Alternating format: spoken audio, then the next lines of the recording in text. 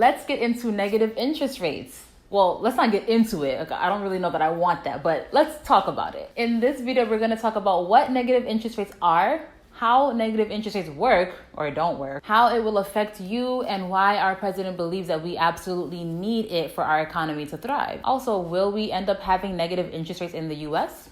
Stay tuned for all that and more. It's Crystal with the Cash Compass. All right, welcome back. I am here to teach you all the things that you should have learned in school about money, but for whatever reason, they forgot to mention it. Please be sure to subscribe because we talk about everything from personal finance to investing to the economy. Let's get into it. All right, so what are negative interest rates? It is pretty much a guaranteed negative return on investment. You are guaranteed to lose money. Let me explain that a little bit more. So let's say somebody needs money. So they come to you to borrow it and they say, can I borrow $1,000 from you? And then next year, can I give you 900 back? No. That obviously makes no sense, but that is exactly what is going on around a couple of different countries around the world already, specifically in Europe. So people are actually getting into things knowing that they're going to be losing money. And I've talked about this before, but a lot of people probably don't even know they're in this because it can be hiding in your pension funds.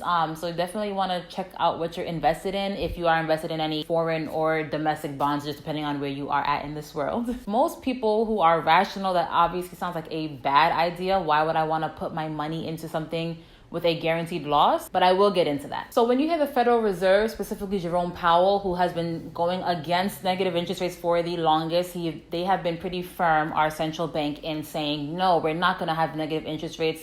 But they also said things like, no, we're not going to cut interest rates. So take anything anyone says with a grain of salt and always do your own research. But what he's referring to is the federal funds rate. And a lot of people kind of get confused with this. So let me break that down a little bit more. The federal funds rate is the bank that the Federal Reserve pretty much charges for banks to lend to each other. So banks have to keep a certain amount of money within their account at the Federal Reserve as a reserve, right? It's cash put aside to be a little bit liquid in the event that people actually want to come take their money out in droves, that they don't actually run out of money, right? So the rate that the Federal Reserve is talking about is that federal funds rate. And while it doesn't one-for-one impact the rates that we see as borrowers, it kind of can, right? Because if the banks have a lower interest rate they have to pay, then they can kind of give that to us in the form of lower interest rates for your car, or lower interest rates for your house. And they do that to be more competitive. So if Chase is giving like 3% for a home loan, well, maybe they can go ahead and do 2.5% because the Federal Reserve reduced their federal funds rate. So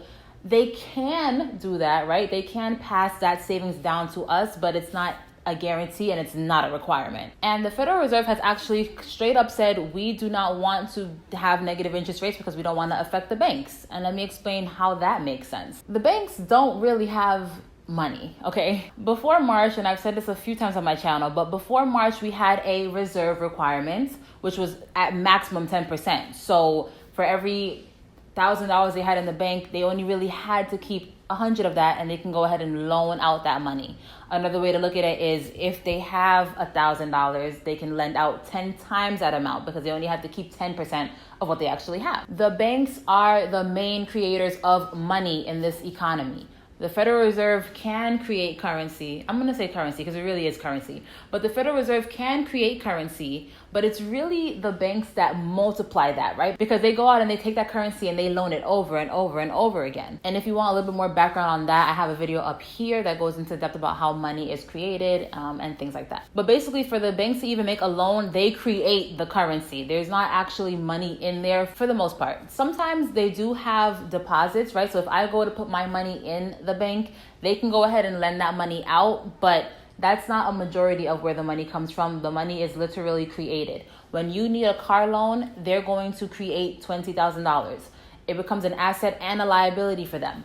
It's a liability because they have to obviously give you that money, but it's an asset because it comes back to them plus interest, right? So if you borrow $20,000, you're going to pay back maybe $25,000, and that $5,000 is really where they make their income. So it's an asset and liability for them. But if we have negative interest rates, what would happen then? Well, then they would create the money and give it to you, which is a liability, but then they wouldn't be getting any extra money back. Right? In fact, they have just loaned you money and expecting to get less back. So where are they going to get that money from? Because all of this was just created, right? So there's a problem there, because they cannot create money and then guarantee to lose money. That's when the wealth is actually transferring back to the consumers and to us little people, and they can't have that. But what is even the purpose of these negative interest rates anyway, right? Well, when you typically cut interest rates, is to incentivize people to spend more or to take on more risk, because things become more affordable, right? So for example, let's say maybe you wanted a house but it's $400,000 and the interest rate is 4.5%. Well, that might be a little bit more expensive versus if they cut it down 0.5%. Well, it might be a little bit more affordable for you now, so you can go ahead and get into that big house that you wanted, because now the interest rate isn't as high, and then you'll be able to afford it better. So what they're hoping is by going into the negative territory, that it will even further increase that, and it might even drag people out who don't even want to invest in anything, because if you're getting negative interest rates, it's going to affect your savings account. We already receive laughable interest rates, right? But if they go negative, then you are basically paying the banks to keep your money. And for people who are retired and they really can't afford to pay anything else out, they might have to go out there and put their money in the stock market or put their money in bonds or something just to get some sort of return, right? Because if you are living off of this money for the rest of your life, then you're going to have it make some money for you so that you can live. So by having negative interest rates, you can force people into assets, force people into loans and into debt or whatever that they want to get into, just not keeping it sitting around. Because if you didn't know, it's really important to have velocity of money. If we are getting all this money through stimulus and unemployment, but we're not actually spending it out into the economy, then we don't have that velocity of money. And that's what the Federal Reserve so desperately wants to quote unquote maintain. But they really want people to spend more, because when you spend more, it brings the prices back up. Now you might be thinking, oh, well, this sounds good. I can get paid to take out a loan, right? Like I'm about to get a car, I'm about to get a house, like I'm about to buy it all. Wait 1 second. Like I mentioned before, it's really the federal funds rate that would be going negative, and they don't have to pass on those savings to us. And even if they did pass it on to us, it wouldn't be for everybody, and it wouldn't be immediately. In places like Switzerland, only reliable borrowers can actually take advantage of those negative interest rates. With people who are still risky, right? Because it doesn't matter what the interest rate is. If you're risky, you're risky. So those people will not have access to negative interest rates. Also, the banks are already going to be strapped for cash. I mean, imagine if you have a situation where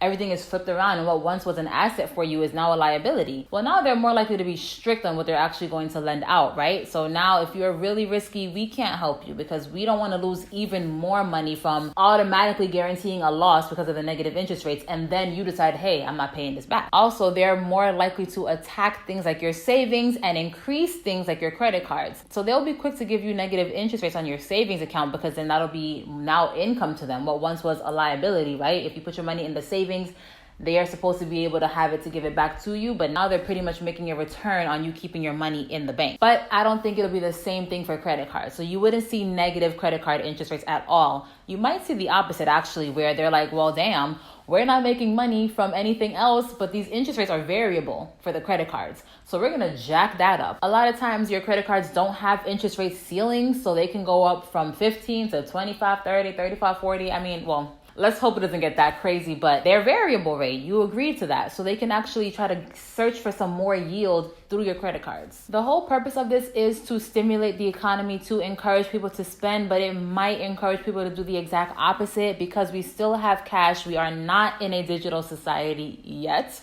So people can just run to the bank and pull out their cash. As long as we still have cash, people still have an exit strategy, and they can still kind of pull it out to protect their principal. And honestly, there's going to be risk in anything you do. So yes, you do run the risk of getting robbed, but that's at least a potential. If you keep your money in the bank, that's a guarantee you're going to lose that money, right? So we'll see what happens. In the countries that have already established negative interest rates, it hasn't seemed to make any notable, dramatic, life-changing improvements in their growth, in their GDP, right? So do negative interest rates work? It doesn't seem like it. Not sure why our president is calling for it, and this is not a political thing at all. But negative interest rates literally make no sense. It takes the incentive out of investing, right? It takes the incentive out of people trying to loan other people money. So I'm not really sure where we would end up with that. And it's also important to know that at least nominally, the US still has positive treasury bonds, and the treasury bonds are basically, loans that the government takes out, right? So you and I can go buy a bond and we're basically giving our government money. But a lot of foreign investors actually invest in America. If we have negative interest rates, well then what's the incentive for them to invest over here? They can just stay in their countries and get negative interest rates. So that would put, downward pressure on the demand for dollars. After the financial crisis of 2008, that's when people really started experimenting with negative interest rates. So this is really still new territory. There's really no way that we know for sure where it will go, but definitely let me know in the comments what you guys think about it. All right, that will do it. If you like this video, then please like this video and share it with your friends. And if you have nothing else going on, you know what to do. Binge watch me. And until next time, keep your money up.